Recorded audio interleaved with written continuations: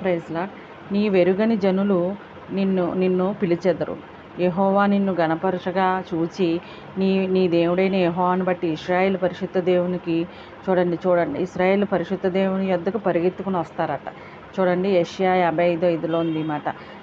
నీ వెరుగని జనులు నిన్ను చూచి చూడండి నీ జనులు యెహోవాను గణపరచగా చూచి నీ దేవుడైన యెహోవాను బట్టి ఇశ్రాయేలు పరిశుద్ధ దేవుడి యొద్దకు పరిగెత్తుకుని వస్తారంట. అంటే నువ్వు మాదిరిగా ఉండాలి.